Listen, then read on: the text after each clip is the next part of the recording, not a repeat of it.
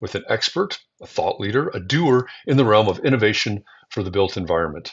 My name is Jeff Echols. I am a senior advisor and the head of marketing for Shadow Partners. And this week I'm in Atlanta because we're kicking off our 7th annual Shadow Summit. This is our opportunity to bring together the influencers, the doers, the people that are thinking about and driving change in the built environment. So for the next few days, you're going to get encore presentations of Shadow Shorts, and all of these conversations that you see for the next few days will be with people who are actually speaking and leading discussions, setting the tone, setting the agenda for the built environment headed into 2024. So enjoy this conversation, and I'll be back with you with another live Shadow Short in just a few days.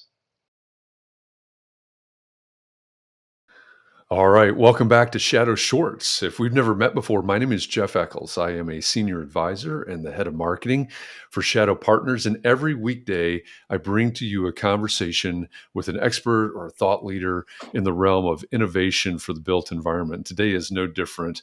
Our guest today is very popular in our circles and is a past keynote speaker for Shadow Summit, a future keynote speaker for Shadow Summit. So I'm really excited about that.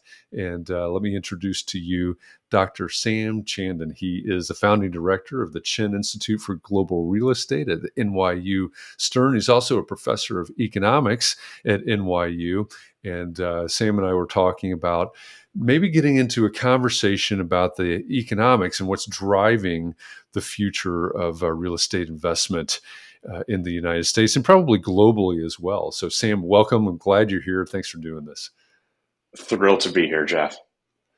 Absolutely. Glad that you're here. And, thinking about what we were talking about before we went live, you mentioned Office Space, not the movie, but the actual space as a driver of many things, not just where we're going to work, or not just the leases, so to speak, but when you're looking out there across the landscape and considering all the financial and economic impacts, what does office space say to you right now? Sure. I think we face real challenges in the office sector. That's clear. And if we look back to beginning in March 2020, and for probably 9 to 12 months, after that, there was a realization that there would be this period of time where our use of office spaces and the extent to which we would engage in our urban cores in the United States and other parts of the world, and major global capitals, whether London, Shanghai, New York, Chicago, or Atlanta, that we were constrained. I think what folks did not fully appreciate in the early stages of the pandemic is that we would find new ways to work, or that we would become much more open to ways of working that were not new per se, but where our cultural and our workplace norms had precluded our being able to say, 2 days a week, I'm going to work remotely, whether that be at home or at a third location. And it's really been over the last, I'd say, 2 years that we've had to come to grips with the fact that the way in which we think about our relationship to our offices, the way we think about our relationship to our downtown cores, and more broadly, when we think about our individual relationships to the built environment and our community relationships to the built environment, we are in a state of very rapid evolution. Now, it's the case that our relationship to buildings, and to urban areas is always evolving and changing. What is different this time is that it is evolving and changing far more rapidly than anything that we will have seen in our lifetimes. And that is proving to be a very, very difficult adjustment process. In the office sector, it is playing out over time. And in part, this is because of changes in the level of transaction activity, valuations, the lease rollovers that in many cases are proving, dilutive to cash flow. And we're seeing sort of, a bifurcation in the office market clearly, where some older buildings that are, I'd say, competitively obsolete, either because of their location, their ceiling heights, the amenities, their proximity to public transportation, whichever it may be, they're competitively obsolete. people are to think very carefully about what the next life might be for that building, because it might not be as an office. Earlier, a lot of folks, immediately ran to this idea that, okay, all these obsolete office buildings, particularly if they're in the urban core, would make ideal apartment buildings. And we know that in many urban cores around the United States, we have a shortage of multifamily. I think, again, sort of as we've explored these issues and ideas more carefully, what we've come to understand is that only a small subset of these older office buildings is actually suitable for repurposing as multifamily. And we've got a lot of assets where, time will tell. And we're going to have to bring significant creativity to bear and financing to actually find that next life. On the other side of this, we have a subset of very competitive Class A buildings that are in just the right location, have just the right amenity profile, are just close enough to public transportation. That from a tenant's perspective, if you do want to engage actively, with your team, give them that right set of incentives to want to come back to the office, to feel like, okay, it's not just coming into work, but the location, the layouts, the spaces are such that I'm able to have very meaningful interactions with my coworkers, right? I see the benefit of being there because that process of idea generation or collaboration or mentorship or whatever it is, depending on my particular firm and role and our industry, those buildings that really lend themselves to the case for office, in many cases are doing quite well, and so there are differences there. The key issue for us when we think about sort of that that challenge or that headwind in the market that is underassessed is that, again, the challenges that we face in the built environment and our relationship to it are much bigger than office. They are about how we think about the role of the urban core in supporting local economies. They are, and again, it's not just the office spaces, all of the spaces that are complementary. Folks will point to retail right away, sort of that, in New York, certainly referred to as a bodega or a sandwich shop or a place where you might pick up a cup of coffee. Those locations and those spaces that serve the office tenant are clearly struggle in this environment. But I think what's also true is that we can look even more broadly at all of the public spaces and public amenities that support a vibrant downtown. And in New York, Chicago, Boston, cities that are heavily dependent upon a viable, well-functioning public transportation system. Part of the challenge that we face is in thinking about not only how do we present a stable and reliable set of public finances at the city level, but how is it that we ensure the continued viability and stability and affordability of our public transportation infrastructure? And in a place like New York, this is very real. If we are going to see public transit ridership that is 15, 20, 25% lower on average over the course of a week or over the course of a month or quarter, as compared to the levels of transit activity that we would have been able to clock before the pandemic, longer term, that's simply not sustainable. But what we also know is that the value of New York City's agglomeration, our ability to function as a city, is substantially impaired, without a well-functioning public transportation system. So all of these things really lend themselves to a broader conversation about how it is that we position cities to be relevant and to be competitive, in this, whether we refer to it as a post-pandemic environment or simply sort of this radically changed environment that was already beginning to experience some of these forces at work, independent of the pandemic itself. Yeah, it's paradoxical, isn't it? So as you're looking out, we're past the middle of 2023 now, obviously. So headed towards the end of 2023, 24, 25. As you're looking out into the future, where do you see the most, or maybe recommend the most emphasis on development, on investment, on thinking about, as you said, if there's a 25% lower ridership of the CTA in Chicago, or pick your transit system wherever you are. Right. It's not sustainable, so it's going to take some innovation. So as you look out in the future, where do you see investment? Where do you see innovation happening in order to survive these things that you're talking about?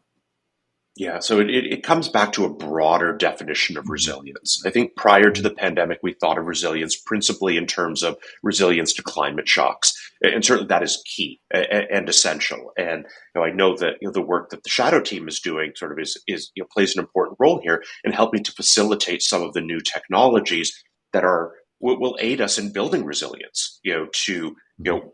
climate shocks that may be difficult to, from an actuarial perspective, to anticipate frequency and severity, but also sort of the broader trends that we're seeing impacting our cities. The I think post pandemic we think of resilience more broadly. Certainly, it's about climate issues, and in New York City, sort of your rising sea levels, sort of the heat sink of the city. These are very real issues for us, and we've been reminded of that quite regularly Mhm. this summer, as have other parts of the world. Air quality, being a key issue. The other dimensions of resilience, I'd suggest, include things like, to come back to sort of the previous part of our conversation, local public finance. We Mhm. think about why it is that people locate in a place like Atlanta or New York or Chicago or Boston. As an economic agent, I'm fundamentally more productive by being located in this place. What we also know is that by being located in these places, in part because of the density and the good and the bad that comes from it, there's a higher cost. Where we face real challenges is that in some cases, those costs and benefits are a little bit out of balance right now. And so when cities are thinking creatively about how do we reimagine ourselves, how do we reposition ourselves, what are the kinds of investments we make, you know, we can work to contain costs. And a big part of that is in many cities, including New York, you know, getting smart about tax efficiency becomes Mhm. critically important, because this is an area where whether we think of it as competing with other cities or simply doing the best that we can for our own residents, we are highly tax inefficient. But those raise the costs of being in these locations. We have to ensure that the benefits that accrue from that urban agglomeration are always clearly stronger than the cost. That it's expensive to be in New York, but it is absolutely worth it.